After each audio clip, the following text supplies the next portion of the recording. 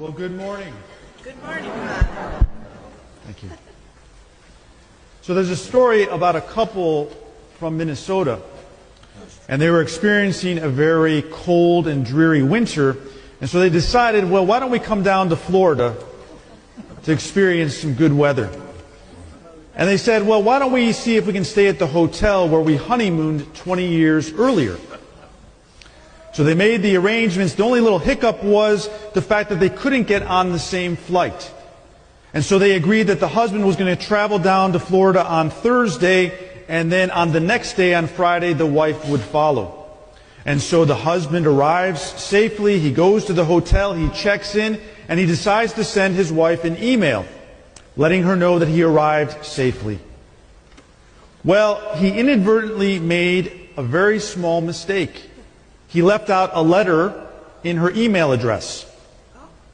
So this email went to somebody else. Now, the recipient of the email was a woman in Houston, Texas, who earlier that morning had buried her husband. What? Her husband was a minister. And in the evening, she said, well, let me check my email because I'm expecting that some friends and family who were not able to attend the funeral might be sending me some words of condolence and encouragement. Well, needless to say, when she opened up the first email, she fainted. And her son ran into the room to discover her. She was okay.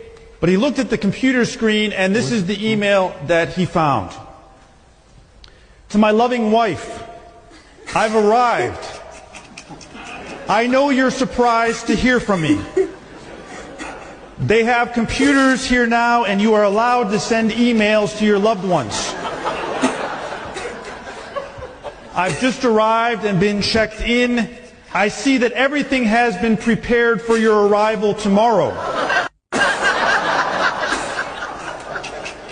Looking forward to seeing you then. Hope your journey is as uneventful as mine was.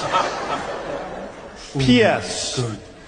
It sure is hot down here.